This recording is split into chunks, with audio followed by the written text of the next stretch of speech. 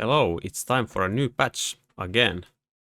Void Eye and the undo button are set to be released on May 22nd. Before then we want to make a few more balance adjustments. Nice, the Void Eye is the new unit, no information on that yet. And the undo button is well, people have been requesting it a lot and I'm glad they are doing it.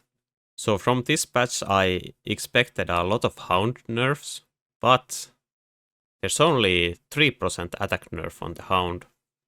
Developers note Hound is still relatively strong in the high MMR range, and this change aims to bring Hound down to Arclight's power level.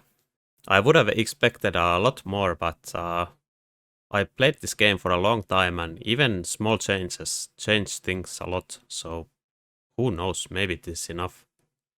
Arclight. HP buff 5%. More HP will help Arclight fight better against units like Hounds and Mustangs. Yeah, I think they kinda over-nerfed the Arclights a little bit last patch, so now they are making a correction based on their data, I assume. Overlord. Launcher overload cost from 250 to 300. After Overlord's base range increased, the usage rates of launcher overload became too high. We hope to slightly reduce the cost effectiveness of this technology. Yeah, I think the launcher overload became very good.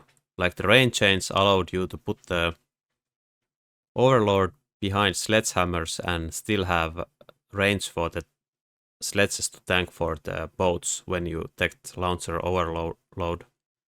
And it has been really strong with the carry boats as well, like with range and overload, and just spam boats, maybe with high explosive ammo also. I can see this change. I think the boat, like if you get a boat drop in the mid game, start using them, or you have a very good start with hounds or sledges, and then you follow it up with boat if the situation is right. I think those strategies have been very strong. Sabertooth attack interval from 3.6 seconds to 3.4 seconds, and attack has been decreased by 6%. Sabertooth's pick rate is still too low after this change. The Sabertooth will have the same DPS as before, but its ability to fight against small and medium-sized units will be improved. Yeah, this makes a lot of sense. But I think part of this problem was because the Hound was so dominant. Like the Sabertooth is very strong against starts where you need to use arclights or tarantulas, right? Because it one-shots them or connects them and kills them very fast. But against Hounds, this unit has not been feeling very good, and the Hounds actually have enough damage to kill this guy pretty quickly, so the Sabertooth has been feeling horrible. I kinda expected them to nerf the Hounds more and not touch the Sabertooth, but I guess this is fine as well. I think the Sabertooth is sometimes pretty good with the mass-produced Sabertooth card, but the Sabertooth starts have been feeling very rough. I never pick them anymore. Maybe this will do something. I wouldn't think so though. We shall have to see. If the Hound is still the dominant chaff clear compared to Arclights, I think there's no point in picking these Sabertooth starts still. Marksman, this is not something I would have expected. Assault mode attack bonus from 30% to 50%. The current pick rate of Marksman is a bit low, and we aim to give Marksman players more options by buffing the Assault mode. Yeah, I think the Assault mode has been feeling very strong against the Hounds, especially. And sometimes it's very strong on a unit drop round where you get Marksman where there's nothing else. But I feel like it's very hard to start the game using Assault mode Marksman, like at the beginning. But I like that they are buffing it. Certainly gives more options against Hounds. So that's all from this patch. Hopefully they will make some big adjustment in the future. I think there's still a lot of problems with the game. I think melting point is too strong. And especially the level 2 melting point drop from the unit drops, it's very good for the defender most of the time. The multi-melter technology is a bit of a problem.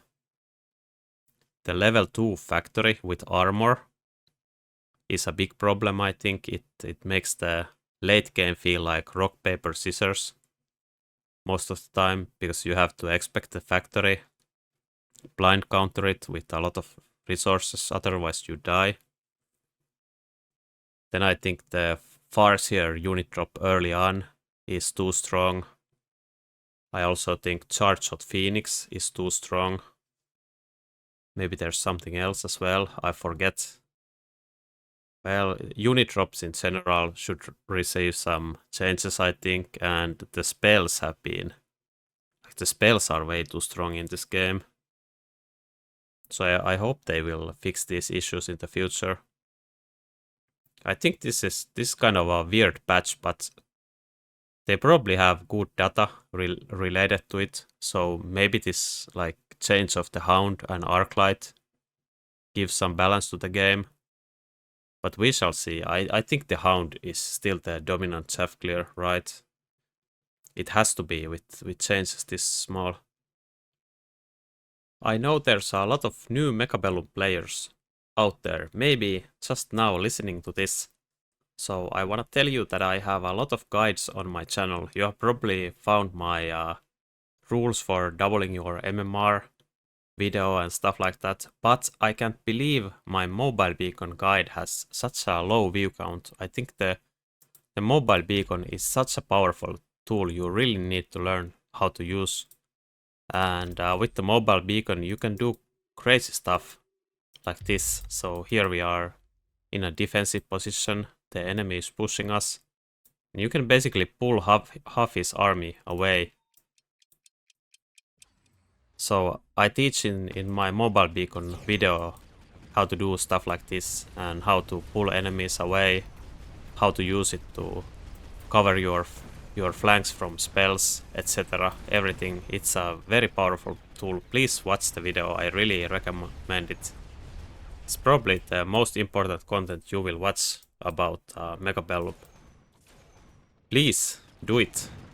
It's a long video though, it requires some commitment. It's not an easy thing to learn, the mobile beacon. But if you get the basics of it, you can start practicing it. And once you practice it, it becomes part of your play, part of your game. And it's gonna be very good for you, I promise. Yeah, thank you for watching.